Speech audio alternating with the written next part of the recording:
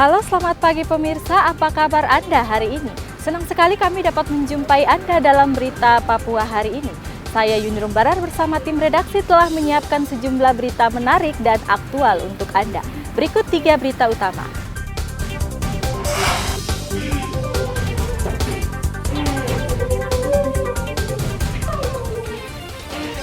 Tiga jenazah korban penembakan KKB dievakuasi ke Timika. Sekelompok pemuda membacok warga yang melintas di Jalan Aliarkan, Merauke. Tangan korban putus. Kasus kriminal meningkat karena miras. Polisi gencar razia penjual miras oplosan di Merauke.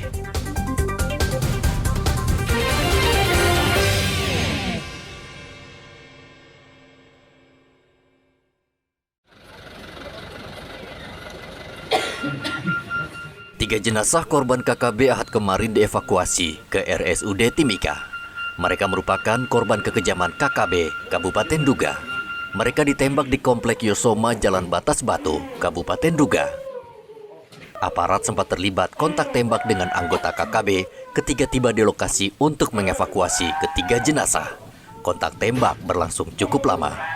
Sebelumnya tim patroli gabungan TNI Polri sempat mendapatkan gangguan tembakan saat sedang melaksanakan patroli di Kompleks Yosoma.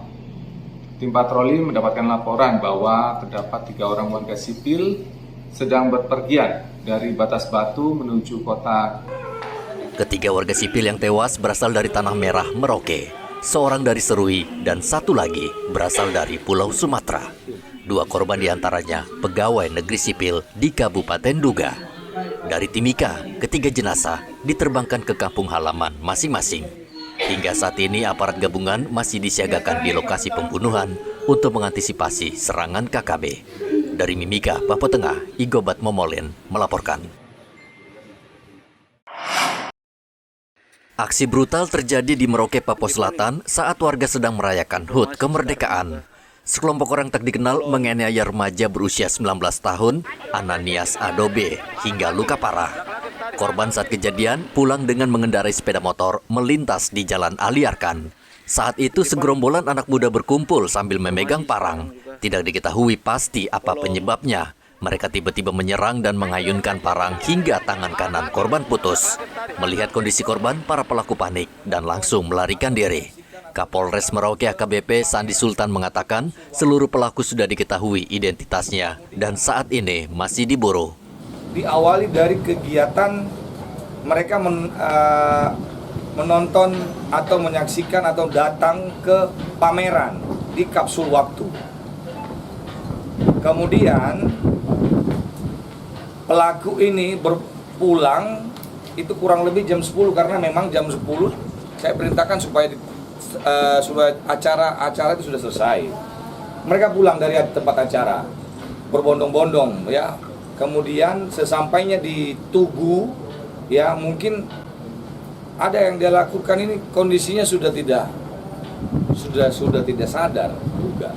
Mereka ini sebagian sudah mabuk. Informasi yang saya dapat di masyarakat, mereka pukul-pukul lonceng, kemudian mereka ada niat memang, ada parang yang dia pegang terus diseret-seret ke aspal itu.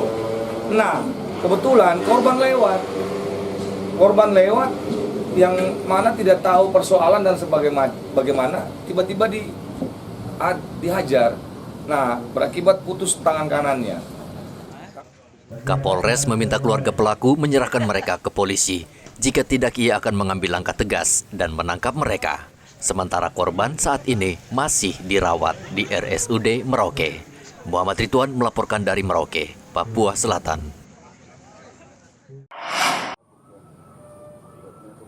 Miras adalah salah satu penyebab tingginya angka kriminalitas di Merauke. Untuk menekan peredaran miras, polisi kerap merazia sejumlah tempat penjualan miras. Salah satu lokasi yang dirazia adalah Jalan Ampera, Aliarkan, serta belakang Transito. Ketiga tempat ini disinyalir lahan subur penjualan miras di Merauke. Puluhan polisi menyusuri jalan di kawasan ini untuk mencari penjual minuman keras oplosan yang merupakan minuman keras paling favorit di Merauke. Karena razia diduga sudah bocor, tidak satupun penjual miras pada malam itu terlihat batang hidungnya. Mereka sudah melarikan diri sebelum polisi datang. Kejadian itu ya yang pertama terakhir. Ya. Semoga dengan kita rutin melaksanakan patroli ini bisa menekan tingkat kriminal di wilayah kita. Terlebih khusus pada saudara-saudara kita yang sering mabuk. Kemudian sasaran kita bukan cuma THM. Kita kalau menemukan mungkin ada masyarakat yang menjual minuman keras maupun pabrik maupun lokal, kita hentikan. Memberantas minuman keras di Merauke tidak mudah dan masih jadi pekerjaan rumah aparat penegak hukum. Selama 2 hari terakhir, 2 warga Merauke tewas akibat terkena sabetan senjata tajam yang dilayangkan para pelaku yang mabuk minuman keras. Muhammad Ridwan melaporkan dari Merauke, Papua Selatan.